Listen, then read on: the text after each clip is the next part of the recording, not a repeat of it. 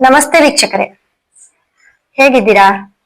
ನಾನಿವತ್ತು ನಿಮ್ಗೆ ಈ ಒಂದು ತುಲಾ ರಾಶಿಯ ಮಾಸ ಭವಿಷ್ಯ, ತುಲಾ ರಾಶಿಯ ಆಷಾಢದ ಒಂದು ಮಾಸ ಭವಿಷ್ಯವನ್ನ ಹೇಳ್ತಾ ಹೋಗ್ತೀನಿ. ಮತ್ತೆ ಈ ತುಲಾ ರಾಶಿಯವರು ಯಾವ ದೇವರನ್ನ ಆರಾಧಿಸ್ಬೇಕು, ಅವರ ಒಂದು ರಾಶಿಯಾಧಿಪತಿ ಶುಕ್ರನನ್ನ ಹೇಗೆ ಒಲಿಸ್ಕೊಳ್ಬೇಕು ಅನ್ನೋದನ್ನ ಹೇಳ್ತಾ ಹೋಗ್ತೀನಿ. ನೋಡೋಣ ಬನ್ನಿ. ತುಲಾ ರಾಶಿಯಲ್ಲಿ ತುಲಾ ರಾಶಿಯ ರಾಶಿಯಾಧಿಪತಿ ಶುಕ್ರ ತುಲಾ ರಾಶಿಗೆ 8ನೇ ಮನೆಯಲ್ಲಿದ್ದಾರೆ. ಅಂದ್ರೆ ಅವರು ವೃಷಭ ರಾಶಿಯಲ್ಲಿ ಇರ್ತಾರೆ. ಹಾಗಾಗಿ ಈ 8ನೇ ಮನೆ ಅಂದಾಗೆ ನಿಮ್ಗೆ ಗೊತ್ತಾಗ್ಬೇಕು, ಸ್ವಲ್ಪ 8ರ ನಂಟು ತುಂಬಾ ಕಷ್ಟ, ಗಂಟು ಅಂತ. ಹಾಗೆ ಈ 8ರ ಮನೆಯಲ್ಲಿರೋದು ನಮ್ಗೆ ಸಡನ್ ಆಗಿ ಯಾವ್ದಾದ್ರು ಒಂದು ಕೆಟ್ಟ ಒಂದು ವಿಷಯಗಳನ್ನ ಕೊಟ್ಬಿಡುತ್ತೆ. ಹಾಗೆ ನಾವು ನೆನ್ಸ್ಕೊಳ್ದೆ ಇರುವಂತಹ ಅದು ಒಂದು ತುಂಬಾ ಒಳ್ಳೇದಾದ್ರೂ ನಾವು ತಡ್ಕೊಳಕ್ ಆಗೋದಿಲ್ಲ, ತುಂಬಾ ಕೆಟ್ಟದಾದ್ರೂ ನಾವು ತಡೆಯಕ್ಕಾಗಲ್ಲ. ಆ ತರ ಒಂದು ವಿಷಯಗಳನ್ನ ನಾವು ಕೇಳ್ತಾ ಹೋಗ್ತೀವಿ.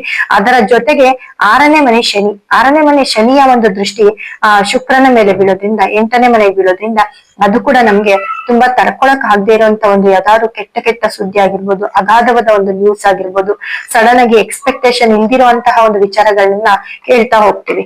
ಹಾಗೆ ಶುಕ್ರ ಮುಖ್ಯವಾಗಿ ಇದನ್ನೆಲ್ಲ ಅಂದ್ರೆ 9ನೇ ಮನೆ ಸೂರ್ಯ ಗುರು ಇರೋದ್ರಿಂದ ತುಂಬಾ ಒಳ್ಳೇದು ಅಂತ ಹೇಳ್ತೀನಿ. ಭಾಗ್ಯಸ್ಥಾನದಲ್ಲಿ ಸೂರ್ಯ ಗುರು ಇರೋದು ತುಂಬಾ ನಾವು ಯೋಗವನ್ನೇ ಮಾಡಿದೀವಿ, ನಮ್ಗೆ ಅದೃಷ್ಟನೇ ಅಂತ ಹೇಳ್ಬೋದು. ಎಲ್ಲಾ ತರ ಇವಾಗ ನಮ್ಗೆ ಕಾನೂನು ರೀತಿಯಿಂದ ಯಾವ್ದಾದ್ರು ಇದ್ರೆ ಅದನ್ನ ಬಗೆಹರಿಸ್ಕೊಳ್ತೀವಿ ಅಂತ ಕೂಡ ಹೇಳ್ಬೋದು. ಹಾಗೆ ಬುಧ ಕೂಡ 10ನೇ ಮನೆಯಲ್ಲಿ ಇರೋದ್ರಿಂದ ಒಂದು ಒಳ್ಳೆ ಕೆಲಸ, ಒಂದು ನಮ್ದು ಬಿಸ್ನೆಸ್ ಇಂಪ್ರೂವ್ಮೆಂಟ್ ಆಗ್ತಾ ಹೋಗುತ್ತೆ. ಯಾರಿಗೆಲ್ಲ ಕೆಲ್ಸಕ್ಕೆ ಹುಡುಕ್ತಾ ಇರ್ತೀರಿ ತುಲಾರಾಶಿಯವರು, ಅವ್ರಿಗೆಲ್ಲ ಕೆಲ್ಸ ಸಿಕ್ಕುವಂತ ಚಾನ್ಸಸ್ ಆಗುತ್ತೆ, ಅತಿ ಬೇಗ ಕೆಲ್ಸ ಸಿಕ್ಕತ್ತೆ. ಹಾಗೆ ಕುಜ ಕೇತು 11ರಲ್ಲಿ ಇರೋದ್ರಿಂದ ನಿಮ್ಮ ಒಂದು ಪ್ರಾಪರ್ಟಿ ವಿಷಯ ಆಗಿರ್ಬೋದು, ಅಥವಾ ನಿಮ್ಮ ಒಂದು ಯಾವ್ದು ಮನೆಯಲ್ಲಿ ಒಂದು ಭೂಮಿ ವಿಚಾರ, ಅಥವಾ ನೀವೆಲ್ಲದು ಕೆಲ್ಸಕ್ಕೆ, ಇವಾಗ ನೀವು ಮಿಲಿಟರಿಯಲ್ಲಿ ಇರ್ತೀರಾ, ಪೊಲೀಸ್ ಆಫೀಸ್ ಆಗಿರ್ತೀರಾ, ಅವ್ರಿಗೆಲ್ಲ ತುಂಬಾ ಏಳಿಗೆಯನ್ನ, ತುಂಬಾ ಲಾಭ ಸ್ಥಾನವನ್ನ ತಂದ್ಕೊಡತಕ್ಕಂತ ಒಂದು ವಿಷಯ ಇರುತ್ತೆ. ಹಾಗಾಗಿ 5ನೇ ಮನೆ ರಾಹು, ಇದ್ರಲ್ಲಿ ಸ್ವಲ್ಪ ನಾವು 5ನೇ ಮನೆ ರಾಹು ಮತ್ತೆ 6ನೇ ಮನೆ ಶನಿ ಇದ್ದಾಗ ನಮ್ಗೆ ಎಲ್ಲೋ ಒಂದ್ ಕಡೆ ಕಾಯಿಲೆಗಳು ಜಾಸ್ತಿ ಆಗ್ತಾ ಹೋಗುತ್ತೆ. ಅದರ ಜೊತೆಗೆ ನಮ್ಮಲ್ಲಿ ಜಗಳಗಳು ಜಾಸ್ತಿ ಆಗ್ತಾ ಹೋಗುತ್ತೆ. ನಮ್ಮ ಒಂದು ಬಂಧು ಮಿತ್ರರಿಂದ ಇರ್ಬೋದು, ನಮ್ಮ ಫ್ರೆಂಡ್ಸ್ ಹತ್ರ ಇರ್ಬೋದು, ನಾವು ಕೆಲಸ ಮಾಡೋ ಜಾಗದಲ್ಲಿ ಇರ್ಬೋದು, ಅಲ್ಲೆಲ್ಲೋ ಒಂದ್ ಕಡೆ ಜಗಳಗಳು, ಮನಸ್ತಾಪಗಳು ಸ್ಟಾರ್ಟ್ ಆಗ್ತಾ ಇರುತ್ತೆ. ಮುಖ್ಯವಾಗಿ ಏನಪ್ಪಾ ಅಂತಂದ್ರೆ ತುಲಾರಾಶಿಯವರ ಅಧಿದೇವತೆ ಶುಕ್ರ. ಈ ಶುಕ್ರನನ್ನ ನೀವು ತುಂಬಾ ಆರಾಧಿಸ್ಕೊಳ್ಬೇಕಾಗತ್ತೆ. ಅದ್ರಲ್ಲೂ ಈ ಒಂದು ಆಷಾಢದಲ್ಲಿ ಶುಕ್ರನ ಒಂದು ಅಧಿದೇವತೆ ಲಕ್ಷ್ಮಿ ಮತ್ತೆ ಕುಬೇರ ಅಂತ ಹೇಳ್ಬೋದು. ಈ ಶುಕ್ರನ ಅಧಿದೇವತೆ ಕುಬೇರ, ಲಕ್ಷ್ಮಿ ಆಗಿರೋದ್ರಿಂದ ಈ ನಮ್ಮಲ್ಲಿ ಸಿಕ್ಕುವಂತಹ ಒಂದು ಕುಬೇರನ ಒಂದು ಬ್ರೇಸ್ಲೆಟ್, ಲಕ್ಷ್ಮಿ ಮತ್ತೆ ಒಂದು ಶುಕ್ರನ ಒಂದು ಬ್ರೇಸ್ಲೆಟ್, ಶುಕ್ರನ ಒಂದು ಕಲ್ಲನ್ನ ನೀವು ಮನೇಲಿ ಇಟ್ಟಾಗ ಇವಾಗ ನಾನು ಏನ್ ಹೇಳಿದೆ, ಎಲ್ಲಾ ಪ್ರಾಬ್ಲಮ್ ಇಂದ ಕೂಡ ಹೊರ ಬರ್ತೀರಿ. ಅದನ್ನ ಅತಿ ಹೆಚ್ಚು ನಿಮ್ಮ ರಾಶಿಯಾಧಿಪತಿ ಶುಕ್ರ ಆಗಿರೋದ್ರಿಂದ ತುಲಾರಾಶಿಯವರು ಯಾವುದೇ ಮುಜುಗರ ಇಲ್ದಿರ ನೀವು ಶುಕ್ರನ ಒಂದು ಬ್ರೇಸ್ಲೆಟ್ ನ ಯೂಸ್ ಮಾಡ್ಬೋದು. ಹಾಗೆ ನೀವು ಶುಕ್ರನ ಒಂದು ಸ್ಟೋನ್ ಅನ್ನ ಕೂಡ ನೀವು ಮನೇಲಿ ಇಟ್ಕೊಳ್ಬಹುದು. ಅದರಿಂದ ನಿಮ್ಗೆ ಧನವೃದ್ಧಿ ತುಂಬಾ ಆಗ್ತಾ ಹೋಗುತ್ತೆ. ಫೈನಾನ್ಸ್ ಯಾರೆಲ್ಲ ಇರ್ತೀರಿ ಅವರೆಲ್ಲ ರಿಲೀಸ್ ಆಗ್ತಾ ಹೋಗ್ತೀರಿ. ದುಡ್ಡು ಕಾಸಿನ ಸಮಸ್ಯೆಗೆ ನಿಮ್ಗೆ ನಿಮ್ಮ ದುಡ್ಡು ಕಾಸಿನ ತೊಂದರೆಯನ್ನ ನಿಮ್ಗೆ ನಿವಾರಿಸ್ತಾ ಹೋಗುತ್ತೆ. ಹಾಗೆ ನೀವು ಮುಖ್ಯವಾಗಿ ಈ ಲಕ್ಷ್ಮಿ ಮತ್ತೆ ಕುಬೇರನನ್ನ ಅತಿಯಾಗಿ ಪೂಜಿಸ್ಬೇಕಾಗತ್ತೆ. ಅದ್ರಲ್ಲೂ ನೀವು ಸಿಹಿ ಪೊಂಗಲ್ಲು, ಬೆಲ್ಲದನ್ನ, ಈ ತರ ಒಂದು ಅವರೆಕಾಳು, ಅವರೆಬೇಳೆ ಇದನ್ನ ಅತಿಯಾಗಿ ಮನೆಯಲ್ಲಿ ಉಪಯೋಗಿಸ್ಬೇಕಾಗತ್ತೆ. ಮನೆಯಲ್ಲಿ ಕೂಡ ಅವರೆಕಾಳು, ಅವರೆಬೇಳೆಯನ್ನ ಸ್ಟಾಕ್ ಇಡ್ಬೇಕಾಗತ್ತೆ. ನೀವು ಮನೆಯಲ್ಲಿ ಅದನ್ನ ಹೆಚ್ಚೆಚ್ಚು ಇಟ್ಟಾಗ ನಿಮ್ಗೆ ಯೋಗ ಪುಣ್ಯ ಜಾಸ್ತಿ ಬರುತ್ತೆ. ಅಂದ್ರೆ ಶುಕ್ರನೇ ನಿಮ್ ಮನೇಲಿ ಬಂದು ವಾಸಿಸ್ತಾ ಇರುತ್ತಾನೆ. ಹಾಗೆ ತಾವರೆ ಹೂವನ್ನ ಅತಿ ಹೆಚ್ಚು ಈ ಆಷಾಢದಲ್ಲಿ ತಾವರೆ ಹೂವನ್ನ ಅತಿ ಹೆಚ್ಚು ಯೂಸ್ ಮಾಡಿ ನಿಮ್ ಮನೆ ದೇವರಿಗೆ ಪೂಜೆ ಮಾಡಿ, ಲಕ್ಷ್ಮಿನ ಆರಾಧಿಸ್ಕೊಂಡು, ಮತ್ತೆ ನಿಮ್ಮ ಅಕ್ಕಪಕ್ಕ ಟೆಂಪಲ್ಗೆ ಹೋದಾಗ ಬರೀ ಕೈಯಲ್ಲಿ ಹೋಗ್ಬೇಡಿ, ಕೈಯಲ್ಲಿ ಒಂದೆರಡು ತಾವರೆ ಹೂವನ್ನ ತಗೊಂಡೋಗಿ ನಿಮ್ಮ ದೇವರಿಗೆ ಕೊಡಿ, ನಿಮ್ ಕೈಯಾರ ನೀವು ದೇವ್ರಿಗೆ ಕೊಡಿ. ಅದು ಕೂಡ ನಿಮ್ಗೆ ತುಂಬಾ ಪುಣ್ಯವನ್ನ ತಂದ್ಕೊಡುತ್ತೆ.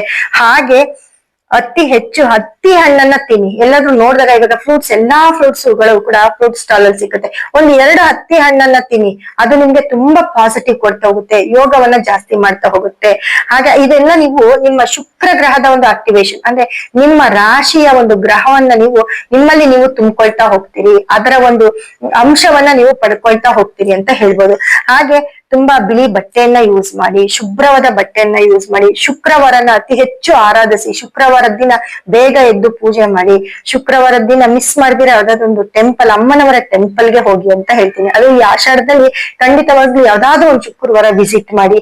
ಹಾಗೆ ಮುಖ್ಯವಾಗಿ ನೋಡಿ, ನಿಮ್ಮ ಒಂದು ತಾಯಿಯ ಆರೋಗ್ಯ ಮತ್ತೆ ಶತ್ರುಗಳು ಜಾಸ್ತಿ ಆಗ್ಬೋದು ಅಂತ ಹೇಳ್ತೀನಿ. ತಾಯಿಯ ಆರೋಗ್ಯವನ್ನ ನೋಡ್ಕೊಳ್ಳಿ.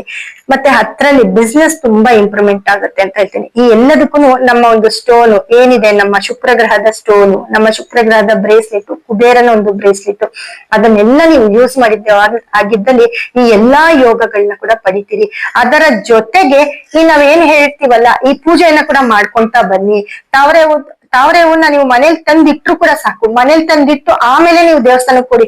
ಆ ಎನರ್ಜಿ ಇನ್ನ ತುಂಬಾ ಜಾಸ್ತಿ ಇರುತ್ತೆ.